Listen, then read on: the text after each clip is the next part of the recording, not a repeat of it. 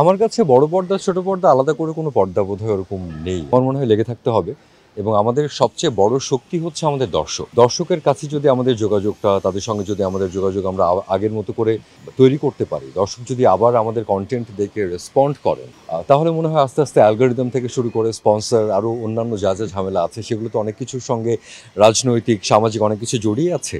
সেগুলো আস্তে, আস্তে পরিবর্তিত হয়ে যাবে। আমার কাছে বড় পর্দা, ছোট পর্দা আলাদা করে কোনো পর্দা বোধহয় ওরকম নেই। বড় পর্দা মানে অনেক বড় আয়োজন হয়তো, এবং আমরা সবাই চাই যে একটা বড় আয়োজনে কাজ করতে, একটা বড় প্রোডাকশনের পার্ট হতে।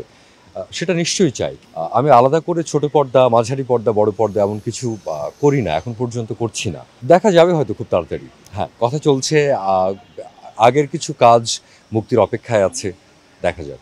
প্রতি আমার ব্যস্ততা এই যে এমন দিনে তারা বলা যায় এটি শুটিং করছি, তারপরে হয়তো 2 দিনের একটা গ্যাপ, তারপরে আবার ছোট ছোট সিঙ্গলস নাটকের কাজে আমার ব্যস্ততা চলছে। সিঙ্গেল নাটক নিয়ে এখন যেমন করছি এমনও দিনে তারা বলা যায়। তারপরে এটা শেষ করার পর আবারও সিঙ্গলস এরকম আমার কাজ চলছে বা ওরকম প্ল্যান আছে। আগামীতে মানে কি, প্রত্যেকটা সময়েই আমাদের প্ল্যান থাকে, প্রত্যেকটা আর্টিস্ট চায় যে ভালো প্রোডাকশনের পার্ট হতে। আমাদের সেই চেষ্টাটা থাকে, সেই চেষ্টা থাকবে, অব্যাহত থাকবে। ভালো প্রোডাকশনের পার্ট হবার চেষ্টা করতে থাকবো। Let's C.